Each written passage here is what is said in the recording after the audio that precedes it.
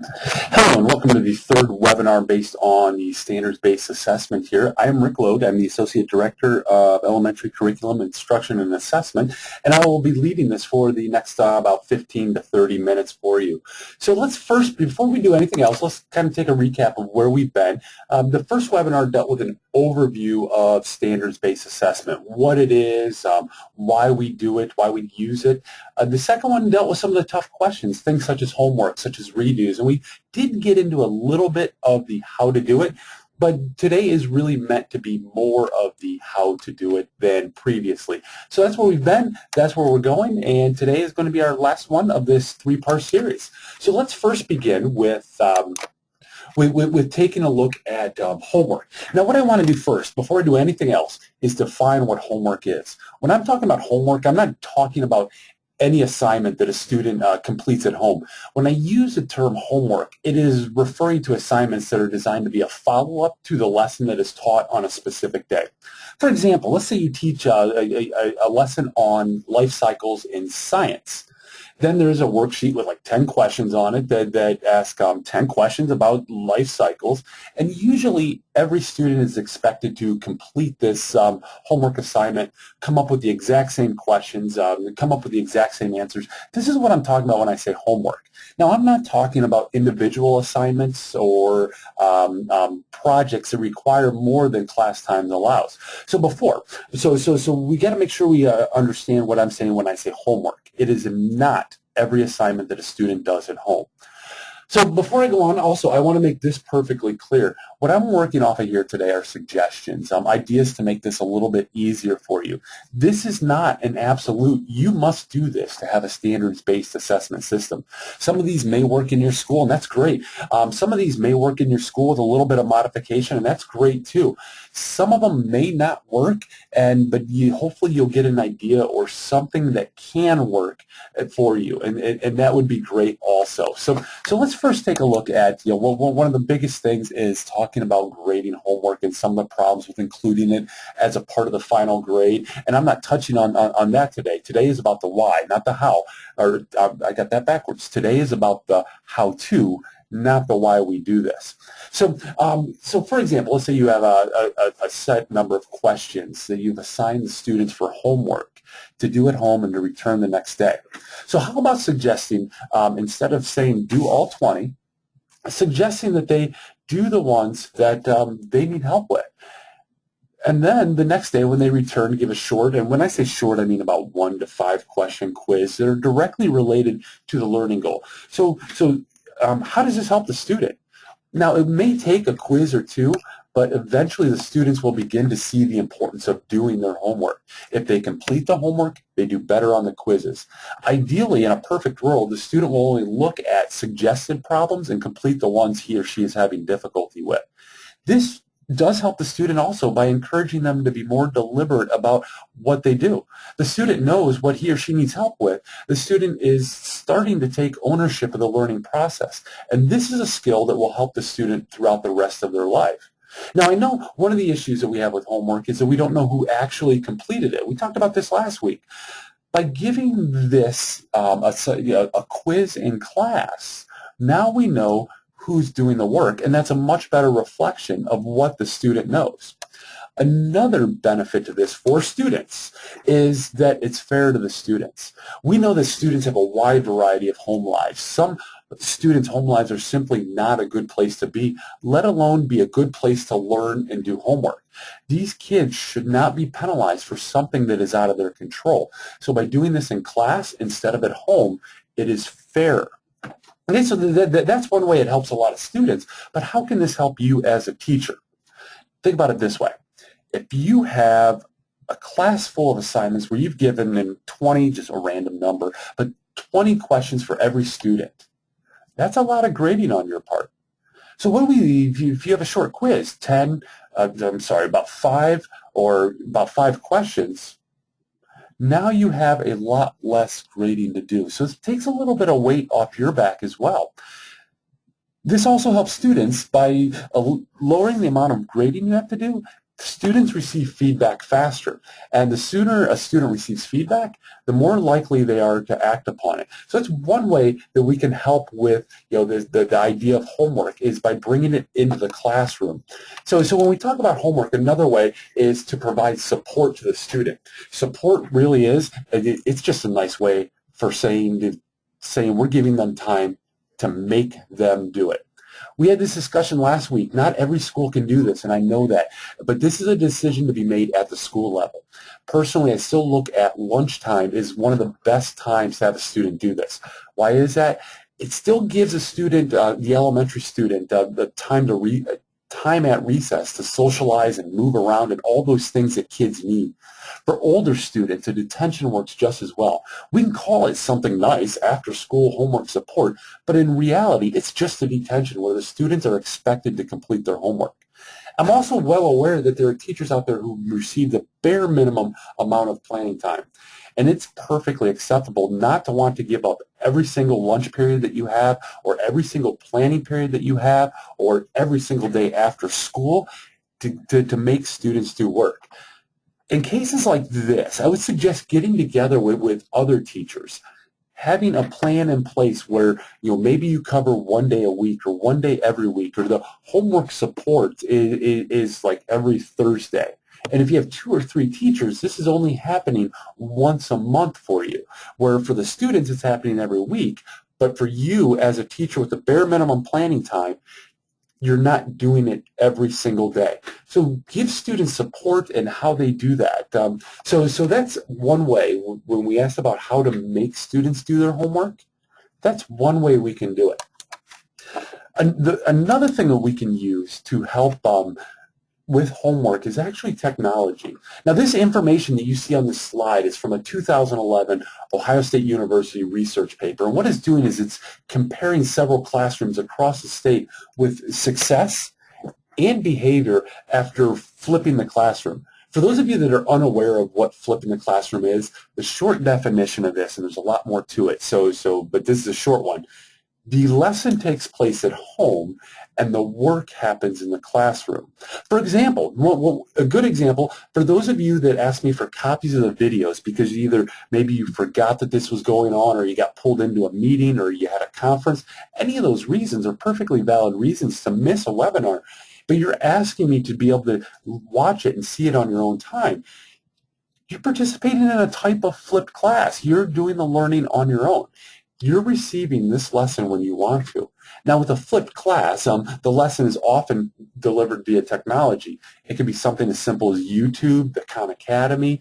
You can create your own video if you want. Sophia.org is a great place. Google Classroom is another example, or it can be something completely different. But by doing this, what you're seeing is the student doing the work in the class, and that eliminates a lot of the other issues with homework actually being an inaccurate indicator of what a student knows. Now, I realize this does not solve all problems, right? If you have a kid that's not going to do homework and they're not going to watch the video, you kind of end up with the exact same problem. But what this does is it allows class time to be used to help students with practice or extension activities for students that need that. So these are just a couple of ways that students can learn the importance of homework.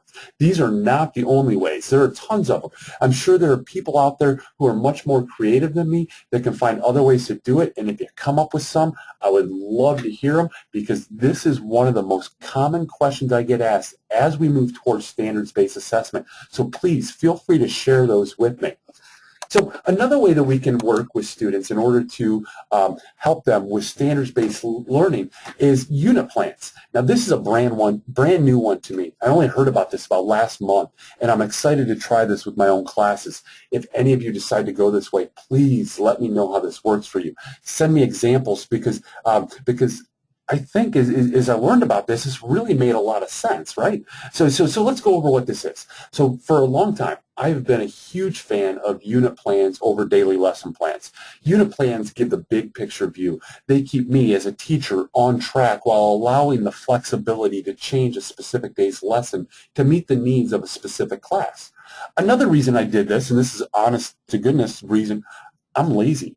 And after a bit of practice, creating a unit plan like this took about a half hour. Now, the unit plan would cover about 2 weeks worth of classes. And now think about how long it takes to create a daily lesson plan over a 2-week period. I think I saved myself a lot of time by doing it this way.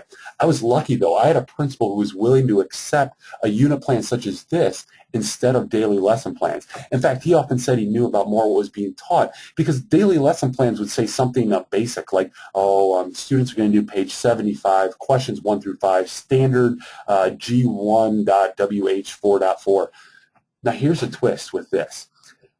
This is something so simple, I wish I would have thought of it first.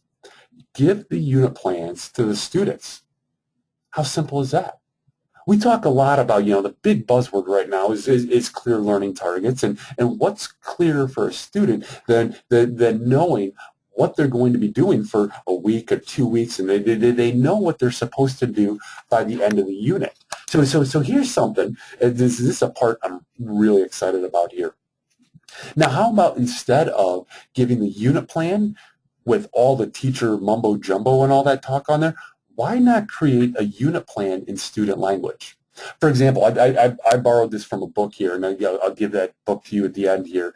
So I'm begging you first, ignore these percentages here. It's borrowed from a book. But you put it into student languages. Now, this is a front page, right, of a unit plan designed to be given to students. Now, think about what we already know that helps students learn, understanding what they're supposed to learn. There it is. It's all in there in the I can statements. The academic vocabulary. The I can statements use the vocabulary. They're not dumbing it down so that they can say positive and negative numbers. They're actually using the phrase positive integers and understanding the assessment criteria. That's there also. It's there on the rubric. Again, please ignore the percentages. And then goal setting. Students can set their own goal for this unit. So this is an example. Now, here's another part. Here's the backside. Students keep track of their own progress. So everything on this unit plan is designed to help students learn. So let's go back to the front page there for a second, just because there's so much information on this page. We talked about the different ways this can help your students, but how can it also help you as a teacher make your life easier? The biggest one is time. Time is what everybody wants more of. We don't have enough time to do everything we're supposed to do, and it's only getting worse. So let's use this to save our times. I did one of these. I did one of these for my PSR class. It took me about start to finish to make a plan that covered 9 classes. Ask your principal. Maybe they will accept this instead of daily lesson plans. Another time saver for me is that this is in the area of formative assessments. Why create a separate formative assessment for the unit? We can simply ask the kids, underline things that you already know. And if they don't underline anything, that's okay also, because you're going to be teaching this in the future. The other thing that'll save you a little bit of time, take a look at that rubric, not the percentages. Again, I beg you to ignore those. But these descriptors on this rubric are very general. This can be reused for many different units. You do not need to create a new rubric for every single unit plan that you do. So this brings us into the last way it can help you save time. Students can begin to assess themselves. This does take a little bit of time in the beginning, teaching kids how to do it, teaching kids to be honest, teaching kids to basically be able to support where they are at on the rubric. But this time you invest in the beginning of a unit will save you a bunch of time in the end of the unit, or if we want to say at the beginning of the year, it'll save you a bunch of time at the end of the year. So these are ways that unit plans can really help move you and your students toward a more standards-based learning system here. So let's take a look at the next one. The next one is redoing assignments. Just like I mentioned in the homework section, this is not about why we do it. I'm assuming last week I was wonderful at what I did. I was able to convince everyone it's a great idea. It is exactly what happens in real life. Today is about how to do it and keep your sanity. So first I want to make it perfectly clear. If you are retesting without requiring anything from the students, you are simply making more work for yourself. It will make you miserable, and you will hate the idea of retesting. Students will take advantage of you, so for that reason, I first encourage that all retests are done at the teacher's discretion. That way, if you think or if you know they're taking advantage of you, you can say no. Now, I mentioned last week that I made my students complete a form before they could retest, and some people asked for that. So here it is. It's been a long time, so I honestly have no idea where I got this from, but it's pretty much a generic form that works for pretty much every class. Now, look at the amount of work they had to do to be able to retest. You know, they had to reflect. Why didn't you do well on the first test? And I got a whole bunch of things. I thought I knew it, but I didn't. I didn't think I needed to study. I didn't have time to study. Whatever they put there, but they had to be honest with me about it. Why did they get that? They also had to come up with activities. What are you as a student going to do to understand this the next time I do it? So what are they going to do? They had to correct and fix their previous test or whatever it was. They had to do that. They had to get that right in order to be able to retest. And then finally, down there at the bottom, there was a space for the parent's signature. The parent, I keep saying, sometimes they would say yes, sometimes they would say no, I want my student to have this score. And if they said no, I was perfectly okay with that. It's okay sometimes to let a kid fail. We all learn from failing. And so when we do that, when we let students fail, they begin to learn. But I encourage you also not to just let a student or stay down there in failure. If they get a low score, help them bring that up. Even if it isn't a retest, help them to bring that up. So one final thing about this, while I joke a lot about making it harder for the student to retest instead of doing well the first time, these questions, take a look at these. It is work, but it isn't meant to be a punishment to the students. All of these questions that I put on here are things that are supportive of learning.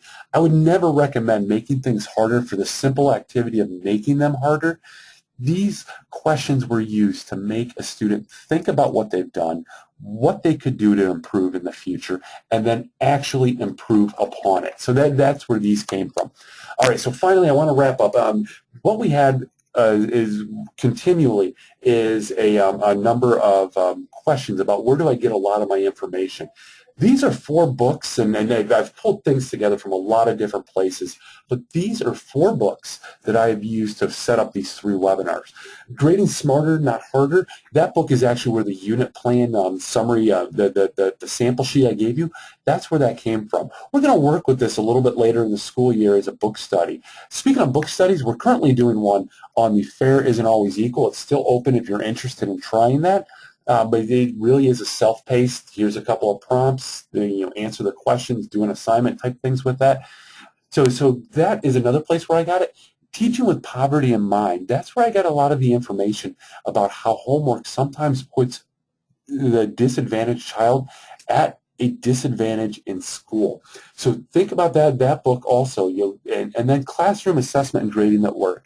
That is a Marzano one that's probably been around, I have no idea how long, but it's been around for a long time. These are a summary of the sources where I got a lot of the information from this. Now, if you made it this far, you might realize this that there are no questions with this time. So I will answer each one of those in an individual email so it doesn't become a chat back and forth between me and 2 other people while everyone else just kind of hangs on. So what I want to do is I want to thank you, first of all, for sticking with us for all 3 of these. If you are unaware, you are available for 0.3 CEU credit. You can find that on the cdeducation.org webpage under Teacher Forums. So thank you and have a great school year.